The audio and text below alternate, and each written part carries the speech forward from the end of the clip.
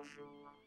Aujourd'hui, on m'a transporté à Aubervilliers avec assez bagages dans un lieu où j'aurais du mal à me faire entendre.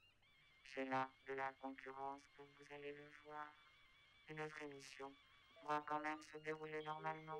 Enfin, je l'espère. Au programme de ce kaléidoscope numéro 12, notre troisième leçon de patin à roulettes, un choix de livre, une séquence sur les poupées mannequins pour garçons et l'amitié de Fabrice et Grégoire. À tout à l'heure.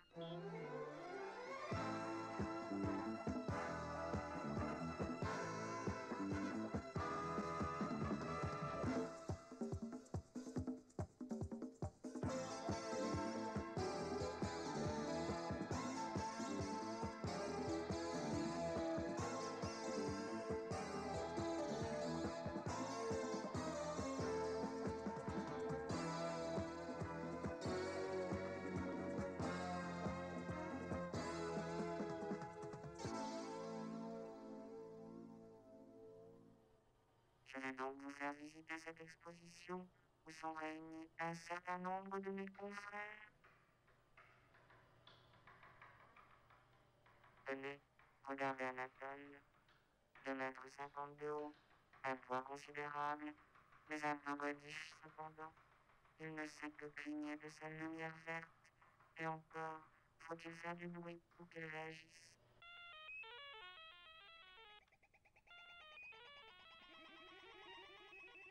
Quant aux autres grands, je n'ai pas réussi à communiquer avec eux, et le bruit que vous entendez, c'est aux petits qu'on le doit.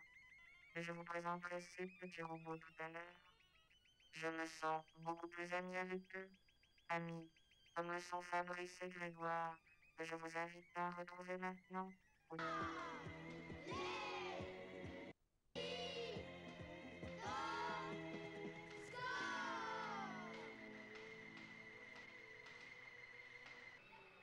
Je me retrouve donc au milieu des petits robots, mais j'aime circuler au milieu des jeunes. Le moins qu'on puisse dire, c'est qu'on ne fait pas la fête. Ce n'est pas de ma faute si je suis plus grand qu'eux. Remarquez, je ne suis pas jaloux, mais tout de même, le succès des autres m'irrite un peu. Et comme le dit un de mes collègues robots qui parle mal le français, si j'aurais su, j'aurais pas venu.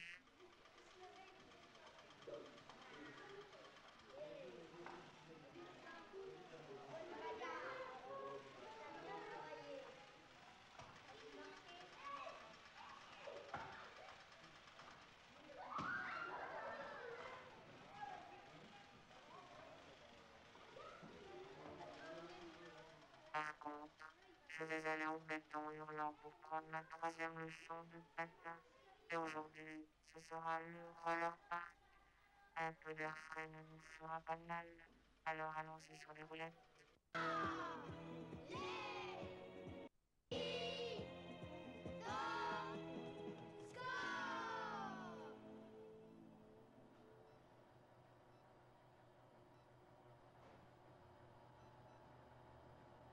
H7, H6. L'option. Là-bas. Savez-vous jouer aux échecs? Près du roi. Peut-être, mais il n'est pas toujours facile de trouver un bon partenaire. Mon confrère, le robot Qui Chess va t'attaquer? Challenger 10, à peine gros comme une boîte de chocolat, Voyez un 0. peut-être un partenaire idéal.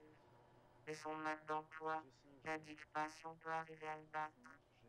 L'homme contre le robot, ça devient intéressant, non? B. 1. La machine joue tour D8 entre D3. Tour D8. Voilà. Vas-y. D3. Et quittant les échecs pour retrouver Stéphanie et plein de livres qu'elle a choisis.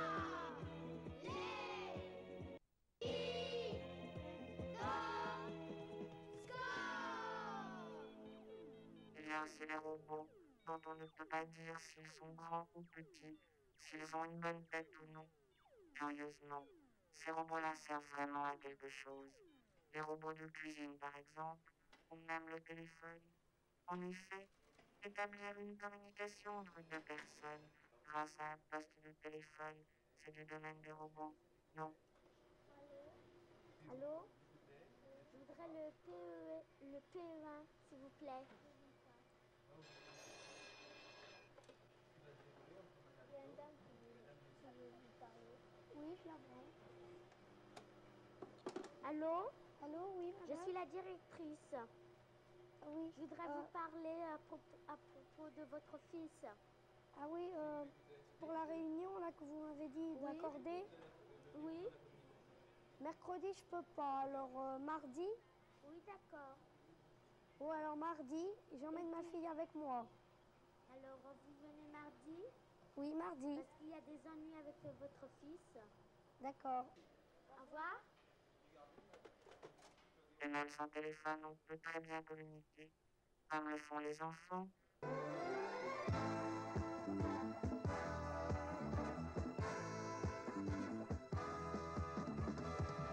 C'était Kaléidoscope, un magazine pour vous les enfants, préparé avec la collaboration des techniciens de l'Agence française d'image, de Michel Angot, Richard Baguet, Geneviève Bastide, Jérôme Bureau, Jean-Charles Vidrumé, Agnès Henry, Florence Delcy, Sylvain Krief, Simone Moreau, Jean-Louis Muller, Anne-Marie Messonnier, Janine Pommier, Georges Ferraro et Agnès Vincent.